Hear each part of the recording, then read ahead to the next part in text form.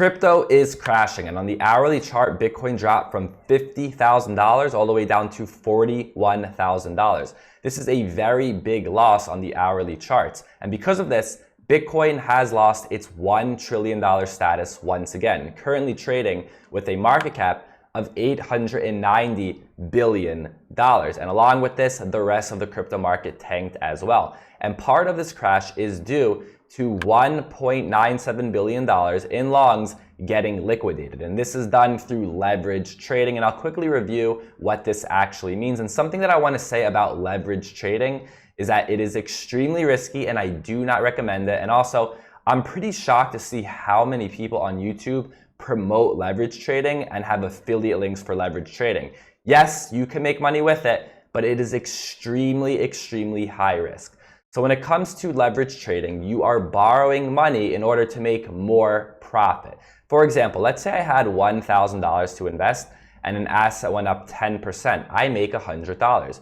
But what if I could borrow money? Then in that case, I can make even more money. So if I took $1,000 and went 10x leverage, I now have $10,000 to trade. And if it goes up the same 10% as it did before, in this case though, I make $1,000. So I can borrow money to make more money because let's say in this case, I might think that Bitcoin or another crypto is going to do very well. And the reason why these platforms loan out this money is because you end up paying it back with interest. But even with this, they're not just going to give out the money. They have measures in place to protect themselves. In this case, the margin call. So if someone takes out a long position on Bitcoin and they borrow in order to make more profit, there's a margin call. And if the price of Bitcoin in this case drops below the margin call, either you have to deposit more money or the position is liquidated. And the more you take out, the larger the leverage, the more risk that you have.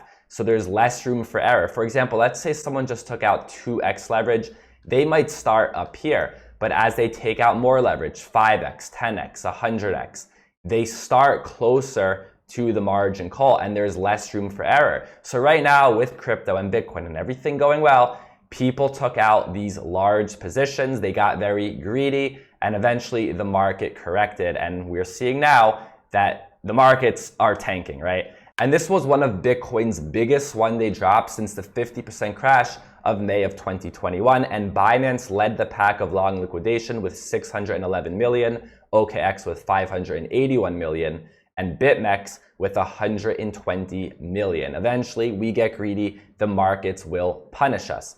And most people believe right now that a lot of this has to do with the Omicron variant. The news came out last week coming out of South Africa, but now it looks like it is spreading into new countries and into new states. For example, the Omicron variant has reportedly been detected in the US, the UK, and other developed economies. Because if certain countries place restrictions or go into lockdown, it will make it a lot more difficult for a lot of these companies to be profitable. So because of this, there is a scare right now in the stock market, and that could carry over into the crypto space as well. Also, adding to that is more speculation, because remember, this is all basically speculation. A lot of the market and the price action we see is based off of people speculating and what they see in the news. And adding to that is big CEOs stepping down from their companies. For example, back in the summer, Jeff Bezos stepped down from Amazon. And then more recently, David Marcus, who is Facebook's executive in charge of crypto, left the company. And then even more recently, Jack Dorsey stepping down from Twitter. So this definitely adds to the speculation and to the scare. And right now, the markets are tanking. But my take on the market long-term has not changed because the money printer will never stop. And as Jerome Powell recently stated, it's time to stop describing inflation as transitory. In the past, with inflation, Jerome Powell stated it's transitory, it's not permanent. But we in the crypto community knew all along that this was a lie. It is not transitory, it is permanent. And if we don't go into lockdowns, the money printer will continue. And if we go into lockdowns and we have restrictions, I don't know what the word is, but the money printer is going to go absolutely insane. Holding fiat dollars is very risky, but at the same time, holding crypto is very risky. As you guys are seeing right now, you can lose a lot of money very fast. And for those of you that are new into this space, this is unfortunately maybe something you have to experience, because when people have told you previously that crypto is risky, you could lose 20, 30, 40, 50% in one day, maybe you didn't think it was true, but now you are seeing that it's actually true. And I'm not going to sit here and tell you that I woke up this morning and I was happy and I was looking at the prices thinking, hey, buy the dip. No, that's not how I felt today, right? I was not happy. But what I can tell you is that I woke up today and I was not stressed and I was not upset, because this is what we sign up for, even if we don't know it at the beginning. I've been in this space now for a little over 4 years. And in the beginning, when I had that first drop, I was extremely scared. I did so much research into crypto. And then I realized that this is part of investing in an emerging asset. There's higher risk, there's higher reward, and that's why long-term thinking is your best bet. Day trading is very, very risky. Maybe you are experiencing that right now. Maybe you are learning how risky it could actually be. If you want to day trade, it needs to be a full-time job, right? 40, 50, 60 hours a week, your primary job.